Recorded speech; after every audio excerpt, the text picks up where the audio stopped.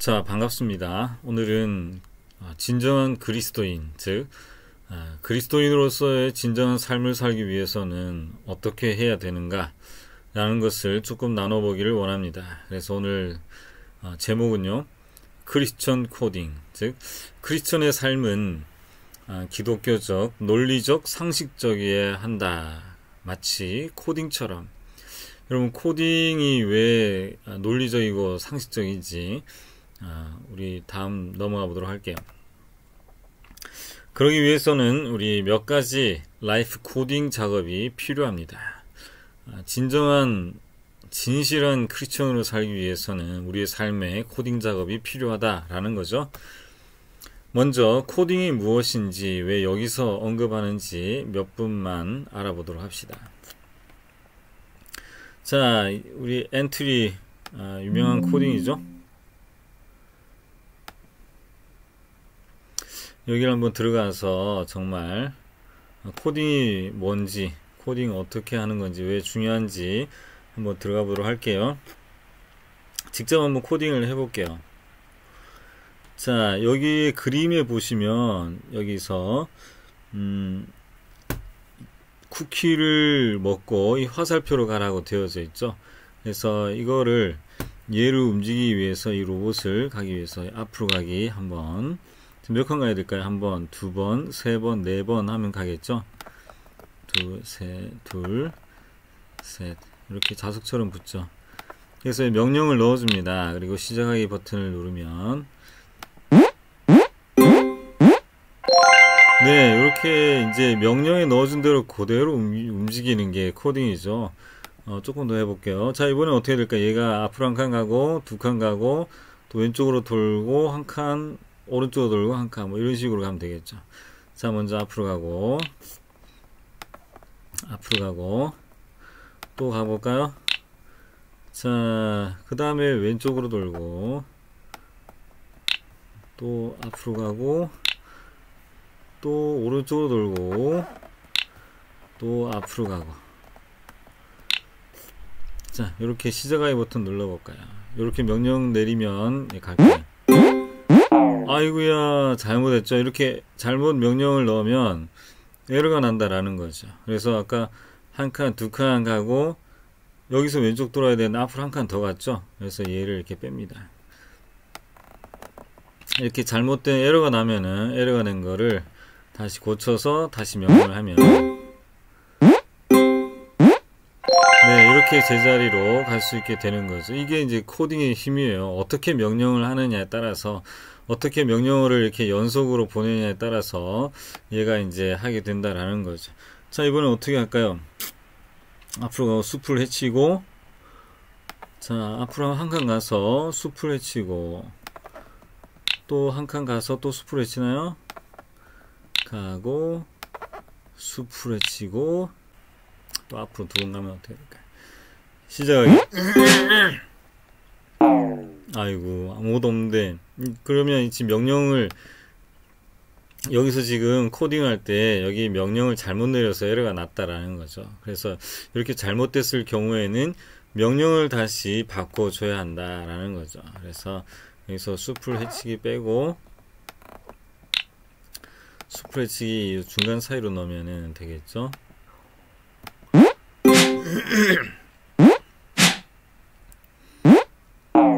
아이고야, 이러다 계속 해명했네. 앞으로 한 칸 더 가야, 두 칸을 더 가야 되네요. 한 번 더 가고. 자, 이렇게 이런 식으로 해서 명령을 내린 대로 얘는 움직이기 때문에 명령을 이렇게 어떻게 내렸느냐에 따라서 얘가 움직이는 게 다르다. 자, 이렇게 제대로 명령 내렸으면 에러를 바로 잡고 명령을 내려요.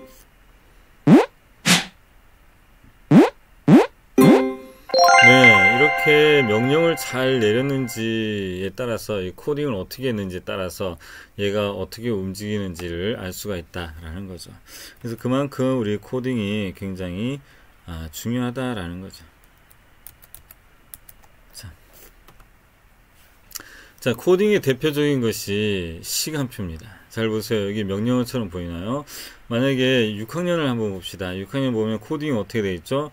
영어 김, 그 다음에 사회, 국어, 목행남, 점심시간, 다시 수학, 극한체험, 이게 일종의 코딩이라고 볼 수가 있죠. 그래서 시간을 코딩해 놓았을 때 이 아이는 이 시간표대로 계속 반복되는, 그 다음에 태권도, 피아노, 과학, 수학, 동아리 뭐 이런 식이 되겠죠.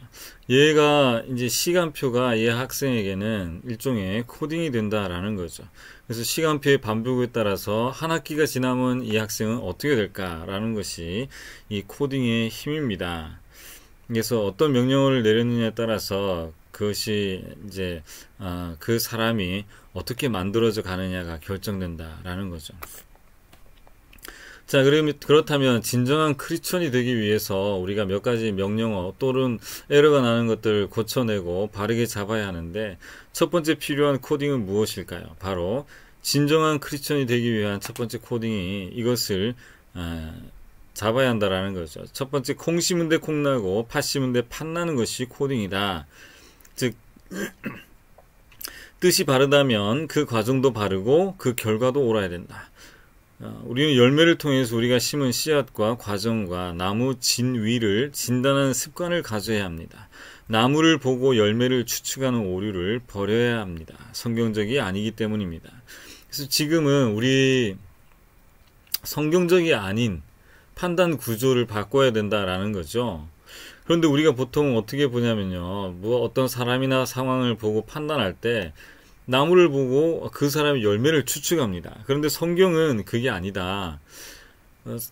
사람의 열매는 반드시 이 어떤 코딩처럼 에러가 나면 안 되고, 어떤 나무를 심었느냐에 따라서 그 열매가 동일하게 나는 것이지, 나무를 잘못 심었는데 그 열매가 올바르게 나올 수는 없다. 열매를 보고 나무를 판단해야 되는데, 우리는 나무를 보고 우리 감으로 이런 열매가 맺을 것이다 라고 한다라는 것입니다. 이건 성경적이 아니다. 잘못됐다라는 거죠. 그래서 성경이 이렇게 말하고 있어요. 열매를 보고 나무를 판단하라는 거죠. 마태복음 7장 20절. 그러므로 열매를 보고 그들을 알 것이다. 열매를 보고 사람을 판단해야 됩니다. 대표적인 열매가 뭐죠? 사람의 그 자녀, 자식이 있겠죠. 그 사람이 정말 어떤 사람이냐라는 것을 알려면 그 사람의 자녀를 보면 확실히 알 수 있습니다. 그래서 그 사람이 얼마나 하나님 앞에 충실하고 믿음이 좋고, 또 그 사람이 얼마나 교육적인지는 그 사람이 가르친 자녀와 학생들을 보면 알 수 있다라는 거죠. 하나님 뜻대로 행해야 된다라고 합니다. 마태복음 12장 33절. 나무도 좋고 열매도 좋다고 하든지 나무도 나쁘고 열매도 나쁘다고 해야 한다. 근데 나무는 좋은데 열매가 안 좋아요, 이렇게 말할 수는 없다라는 거죠. 어떤 행위를 했을 때 그 나온 결과물이 그 사람이 어떤 사람인지, 우리가 잘못 명령어를 내려서 또 잘못된 오류를 내진 않았는지를 살펴야 된다라는 것입니다.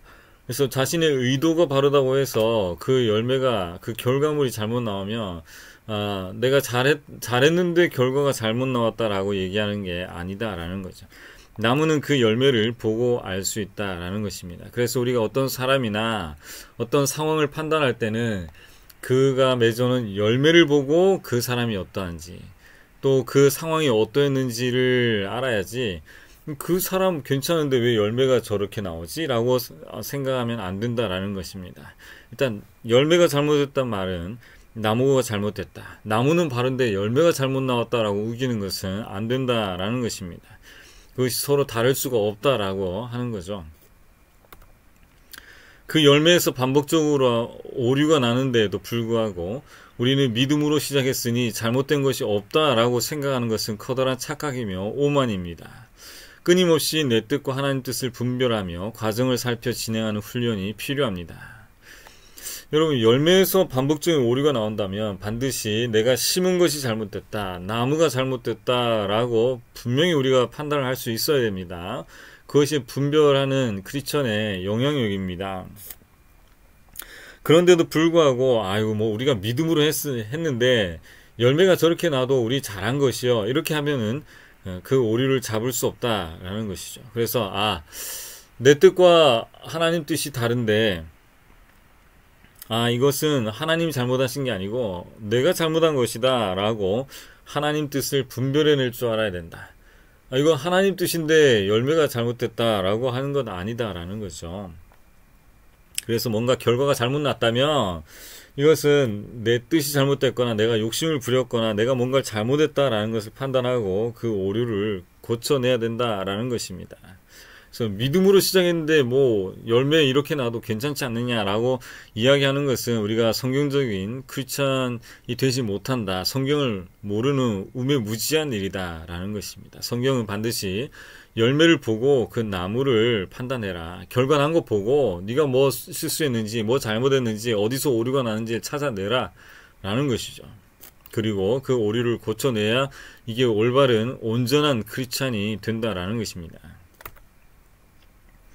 자, 우리도 성경적 코딩을 배워야 합니다. 코딩의 핵심은 결과에서 에러가 난다면 반드시 그 시작과 과정의 오더를 잘못했다.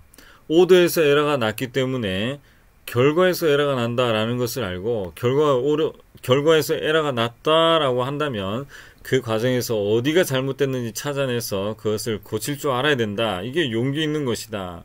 만약에 결과가 잘못됐는데도 불구하고 어디서 에러가 났는지 찾지 않고 결과가 저렇게 났어도 우리는 잘못한 게 없어 라고 고치지 않는다면, 그 에러를 수정하지 않는다면 그것은 성경적이지 못하다. 내가 지금 성경적인 삶을 살고 있지 않다 라고 생각하면 맞다라는 것입니다. 그래서 인정할 건 인정하고 고칠 건 고쳐야 한다 라는 거죠.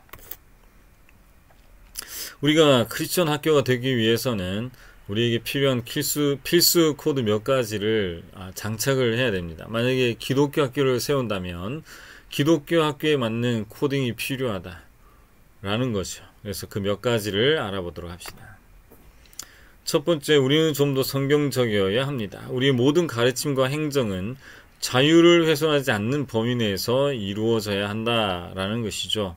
그래서 좀 더 성경적이어야 한다는 말은 성경이 핵심적으로 얘기하고 있는 이 자유를 훼손하지 않는 범위 내에서 무엇이든지 해야 된다. 우리가 성경 몇 구절만 인용해도 이렇게 자유를 중요시해야 하는 이유가 있죠. 알 수 있다라는 것입니다. 요한복음 8장 32절에 진리를 알지니 진리가 너희를 자유롭게 하리라. 진리는 우리를 자유롭게 합니다. 묶어놓고 율법대로 얽매여 놓는 것이 아니라 진리를 행하면 행할수록 우리를 좀 더 자유롭게 한다라는 것입니다. 자유롭게 하시려고 우리에게 진리를 주셨다라는 거죠. 갈라디아서 5장 1절에 그리스도께서 우리를 자유롭게 하려고 자유를 주셨으니 그러므로 굳건하게 서서 다시는 종의 멍에를 매지 말라라는 거죠. 우리가 크리스천인데도 불구하고 뭔가 이 자유를 훼손해가면서 우리의 목적한 바를 이루려고 한다는 것은 커다란 잘못이다. 성경에서 빗나가도 한참 빗나갔다라고 할 수 있습니다. 먼저 아무리 좋은 컨텐츠라도 어떤 강요나 의무상으로 넣어서 진행하는 것은 성경적으로 바람직하지 못합니다. 그렇게 하면 좀 편할 수 있죠. 이건 의무사항입니다. 이거는 강제성을 가지고 진행합니다. 우리의 목적을 이루기 위해서 그렇게 집어넣는 거죠. 하지만 이것은 성경적이지 못하다. 당장에 빠를 것 같지만 사실은 그렇지 않다라는 거죠. 에러가 난다라는 것입니다. 보통 선택할 자유를 주면 선택하지 않을까봐 걱정이 돼서 강요나 의무사항에 포함시키는 방법을 쓰기도 합니다. 그런데 그것은 지혜롭지 못한 결과, 역효과를 가져오게 됩니다. 우리는 선택할 자유를 주고 그것을 잘 선택하도록 선택 설계에 더 신경을 써야 한다라는 것입니다. 그래서 선택할 수 있는 자유를 이렇게 가둬놓지 말고 감춰놓지 말고 무언가를 자꾸 의무상에 집어넣고 내가 이 사람 했으면 좋겠다라고 할 때 어떤 강요나 의무상에 집어넣고 뭔가를 하도록 하는 것은 커다란 역효과를 얻을 수 있다. 그래서 그 사람에게 선택할 자유를 줘라. 그리고 선택하고 나서 잘 선택할 수 있도록 자유를 주었지만 잘 선택할수록 우리가 선택 설계를 해야 되는 것은 우리 몫이다 라는 것입니다. 자, 시편 51편 12절에 주의 구원의 즐거움을 내게 회복시켜 주시고 자원하는 심령을 주사 나를 붙드소서. 아주 유명한 시편이죠. 다윗이 밧세바와 이렇게 범죄를 하고 나서 그 선지자 나단이 왔을 때에 지은 시편입니다. 물론 회개의 시편이죠. 그런데 그전에는 자원하는 심령을 잃어버렸다라는 것을 알 수가 있습니다. 예전에는 자원하는 심령을 가지고 구원의 즐거움 때문에 뭔가를 했는데 이제는 그렇지 않고 뭔가 강요로 의무사항으로 뭔가를 자꾸 하게 되는 본인을 발견했다라는 거죠. 그래서 시편의 다윗도 자원하는 심령을 회복시켜 달라고 기도하고 있는 장면이 발견됩니다. 시간이 더 걸리더라도 자원하는 심령으로 선택하고 책임있게 행동하도록 이끌어 주어야, 그래야 그 다음에 그 선택한 것이 힘이 있고 그 과정과 결과면에서 무리하지도 않는다라는 것입니다. 자유로운 선택을 주면은 잘못 선택할까봐, 내가 원하는 것을 선택하지 않을까봐 우리가 이런 방법을 자주 쓰긴 하는데요. 이렇게 되면 역효과밖에 나지 않는다. 결과적으로 그 사람이 그걸 선택했다 하더라도 별 힘이 없다, 오래가지 않는다 라는 것입니다. 그래서 우리가 기독인을 키우고 또 우리가 온전한 기독교인이라면 우리 성경에서 이야기하고 있는 자유의 힘을 우리가 믿고 우리의 삶으로 끌어들여야 한다. 하나님은 심지어 선악과 앞에서도 그 아담의 하와의 자유를 훼손하지 않았어요. 그의 자유 선택권을 뺏지 않았다라는 것입니다. 강제로 막으려면 막을 수 있잖아요. 그럼에도 불구하고 하나님은 그 자유를 뺏지 않고 그만큼 자유가 중요하다. 사람에게 있어서 인간을 인간답게 만드는 하나님의 형상을 온전히 나타내는 그 핵심에 자유가 있다라는 것입니다. 그래서 사랑할 수 있는 자유, 사랑하지 않아도 되는 자유, 이것을 선택할 자유, 선택하지 않을 자유를 다 주어야 한다라는 것입니다. 물론 어린아이 때는 그렇지 않죠. 어린아이 때는 부모가 이것도 골라주고 저것도 그 범주를 주지만 얘가 성인이 되어 갈수록 오히려 자유 안에 선택할 수 있게 해줘야 된다라는 것입니다.